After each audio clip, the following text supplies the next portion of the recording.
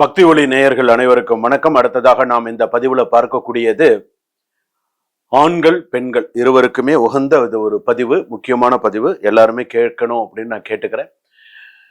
இந்த பதிவுல ஆண்கள் எத்தனை பேர் உங்களுக்கு தெரிந்து எத்தனை பேர் அரைஜான் கயிறு, அரண கயிறுன்னு சொல்றாங்க சில பேர் தமிழ்ல, சில பேர் அரைஜான் கயிறு அப்படின்னு சொல்லுவாங்க. இந்த இடுப்புல கயிறு கட்டிக்கிறதுன்னு ஒண்ணு இருக்கு, தெரியுமா?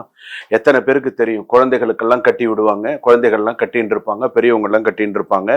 சில பேர் வெள்ளியில கட்டின்னு இருப்பாங்க, ரொம்ப வசதியானவங்க தங்கத்துல கட்டி இருக்கிறவங்களா இருக்காங்க. சில பேர் சிகப்பு கயிறுலையாவது கட்டியிருப்பாங்க, பார்த்துருக்கீங்களா? சில பேர் கருப்பு கயிறுல எல்லாம் கூட கட்டியிருக்காங்க. ஸோ இது பார்த்துருக்கீங்களா? இதுல இது விஷயம் உங்களுக்கு நான் சொல்றேன். அதாவது என்னைக்கு ஒரு ஆண் என்னைக்கு அவன் இடுப்புல அரணா கயிறு இல்லையோ, அந்த அரைஜான் கயிறு அவன் இடுப்புல இல்லையோ, அவன் உண்மையிலேயே அவன் என்ன பண்ணினாலுமே சரி, அது அவன் என்ன ஒரு முக்கியமான சில விஷயங்கள் அவன் என்ன பண்ணினாலும் சரி, அது பலிதமாகாது. அரைஜான் கயிறு அப்படிங்கிறது அவன் உடம்புல எப்போதுமே இருக்கணும். ஒரு சிகப்பு கயிறோ ஏதாவது ஒரு விஷயம் அவன் இடுப்புல கண்டிப்பா இருக்கணும். அவன் இடுப்புல இருந்தால்தான் அது நல்ல பலனை தரக்கூடியதாக இருக்கும்.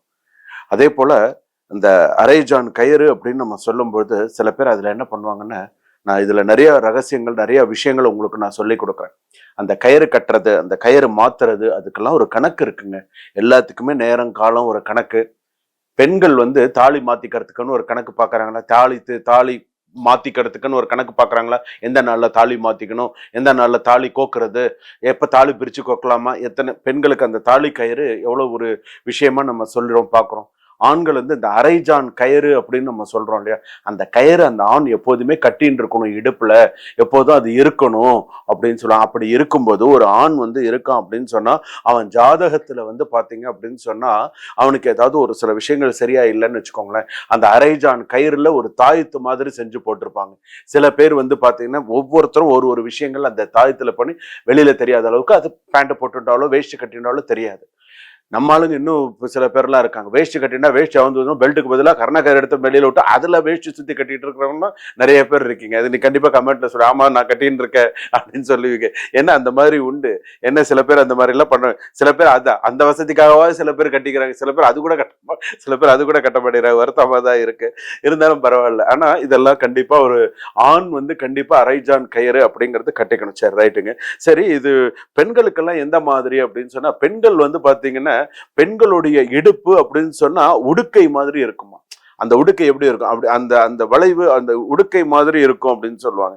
அதுலயும் பாத்தீங்கன்னா இங்கிலீஷ்ல சொல்லலாம் அப்படின்னு சொன்னா சாண்ட் கிளாக் அப்படின்னுவாங்க, சாண்ட் கிளாக் அப்படின்னு சொல்லுவாங்க. அந்த மாதிரி இன்னொன்னு அதுலயே பெண்களுக்கு என்ன சொல்லுவாங்கன்னா, சாமுந்திரிகா லட்சணம் என்ற நூல்னு இருக்கு. அது ஒரு புஸ்தகம்னு ஒண்ணு இருக்கு. அதுல பாத்தீங்கன்னா உடலில் 32 உறுப்புகள் ஒரு பெண்ணுக்கு எப்படி இருக்கணும்னு அதுல விரிவா சொல்றது. 32 உறுப்புகள் எப்படி இருக்கணும் அப்படின்னு சொல்லப்படுது. அதில் இடுப்பை எப்படி சொல்றாங்க அப்படின்னு சொன்னா, ஒரு பெண்ணுக்கு அதை எப்படி சொல்றாங்க அப்படின்னா, கண்ணதாசன் அந்த காலத்திலே சொல்லிருக்காங்க. எப்படி சொல்லியிருக்காங்க, இல்லை என்று சொல்லும் உந்தன் இடை அல்லவா அப்படின்னு ஒரு பாட்டே சொல்லியிருக்காங்க. இல்லை என்று சொல்லும் உந்தன் இடை அல்லவா அப்படின்னு ஒரு பாட்டு ஒண்ணு, ஒரு கண்ணதாசனுடைய பாட்டு உங்களுக்கு நீங்க கேட்டிருந்தீங்கன்னா தெரியும். அந்த பழைய பாட்டுல அந்த பெண்களுக்கு அப்படின்னு சொல்லும்போது அந்த மாதிரியான ஒரு விஷயங்கள் வரும்.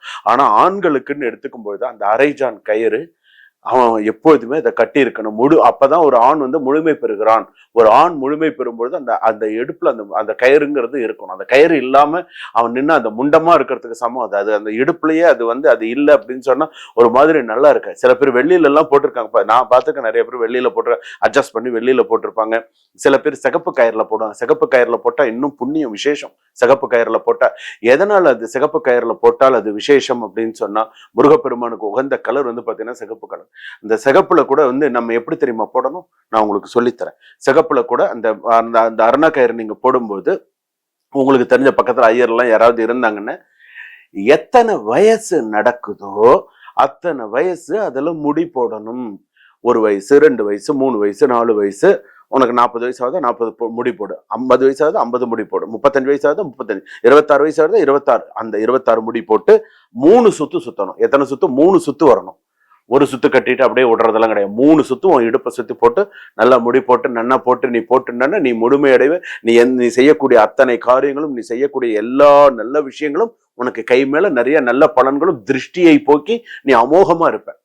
அதனால்தான் பெண்கள் இன்னைக்கு வந்து நம்ம அரைஜான் கயிறுங்கிறது ஆண்களுக்கு இருக்கு அப்படின்னு சொன்னா, இன்னைக்கு பொதுவா காமனா வருது, பெண்கள் வந்து இடது காலில் கயிறு கட்டிக்கிறாங்க. இப்பெல்லாம் கருப்பு கயிறு கட்டிக்கிறாங்க, காலில் கருப்பு கயிறு கட்டிக்கிறாங்க. சில பேர் கருப்பு ஆகுதோ இல்லையோ அது கருப்பு கயிறு கட்டிக்கிறாங்க திருஷ்டியை போக்குறதுக்கு. ஏதோ சொல்லி ஒரு காலில் ஒரு கருப்பு கயிறு கட்டிடுறாங்களா இப்ப பெண்கள்லாம். எனக்கு தெரிஞ்சு நான் ஒரு 80% பார்த்திருக்கேன். எல்லாருமே இந்த காலில் அந்த கருப்பு கயிறு அப்படிங்கிறது கட்டிட்டு தான் இருக்காங்க. ஸோ அது உண்டு, அது கட்ட ஆரம்பிச்சுட்டாங்க. பெண்கள் எல்லாமே கையில முடிகயிறு கட்டின்னு இருக்காங்க. ஆண்கள் நீங்க முடிகயிறு கட்டின்றாலும் சரி, நான் வேலை செய்யற இடத்துல என்னால முடிகயிறு கட்ட முடியாது அப்படின்னு சொன்னா நீங்க கட்டிக்கணுங்கிறது கிடையாது. நீங்க சிகப்புல அந்த அந்த அரைஜான் கயிறு உங்களோட வயசுப்படி நீங்க கட்டுங்க. வருஷத்துல ஒரு தடவையாவது மாத்துங்க. அந்த மாதிரி கரெக்டா நீங்க பண்ணிட்டே நீங்க வந்தீங்க அப்படின்னு சொன்னா அந்த அரைஜான் வயிறு, அந்த அந்த கயிறு அப்படின்னு சொல்லக்கூடிய அந்த ஒரு விஷயம் உங்களுக்கு நிறைய சக்சஸ் கொடுக்கக்கூடியதா இருக்கும். உங்களை நல்ல ஒரு ஒரு வைப்ரேஷன்ஸ், பாசிட்டிவ் வைப்ரேஷன்ஸ் கொடுக்கும். நிறைய நல்ல விஷயங்களை கொடுக்கும். இன்னொரு விஷயமும் சொல்றேன், அதுல நீங்க செய்யக்கூடிய இந்த தாயத்து போடுறாங்கன்னு சொல்றேன் இல்லையா, அதுலயும் நான் முக்கியமான ஒரு விஷயம் சொல்றேன். அதுல வந்து இப்ப நீங்க பிறந்த தேதிக்குன்னு சில இப்போ 1ஆம் தேதியில இருந்து 9ஆம் தேதி வரைக்கும் ஒரு கணக்கு வச்சுக்கோங்களேன். 1ஆம் தேதியில பிறந்தவங்க அவங்களுக்குன்னு ஒரு ஒரு எண் கணக்கு இருக்கு. 2ஆம் தேதியில பிறந்தவங்களுக்குன்னு எண் கணக்கு இருக்கு. 3ஆம் தேதியில பிறந்தவங்களுக்குன்னு எண் கணக்கு அப்படிங்கிறது ஒண்ணு இருக்கு. எண் கணக்கு அப்படின்னு சொன்னா அதிர்ஷ்டம் தரக்கூடிய எண் கணக்கு அப்படின்னு சொல்லி இருக்கு. அதுல இந்த 9 எண்ணும் இப்ப 23ஆம் தேதியா 5, 26ஆம் தேதியா 8, 29ஆம் தேதியா 2, 30ஆம் தேதியா 31ஆம் தேதியா 4. ஸோ இந்த மாதிரி கணக்கு இருக்கு. அந்த மாதிரி உள்ளதுல அத நல்ல நேரத்துல எடுத்து அது செப்பு தகடுல எழுதி வரைந்து, அந்த நம்பர்ஸ் எல்லாம் எழுதி வரைந்து, அதுக்கு இத்தனை தடவை மந்திர உச்சாடனம் பூஜை செய்து அதை இது பண்ணி அத்தர் புணுகு ஜவ்வாது இது பண்ணி அதை சுருட்டி நல்ல ஒரு நேரத்துல வெள்ளி தாயத்துல போட்டு அவனுடைய சக்சஸ்ல நல்லா சங்கல்பம் பண்ணி பூஜை பண்ணி அவன் இடுப்புல போட்டோன்னு சொன்னா அமோகமா மேல வருவான். அந்த அதிர்ஷ்டத்தை அவனுக்கு கொடுக்கும். உனக்கு பேரு நட்சத்திரமே தெரியலையா, வேண்டாம், தெரியவே வேண்டாம். அழகா நீ பிறந்த தேதி உனக்கு தெரியும் தானே.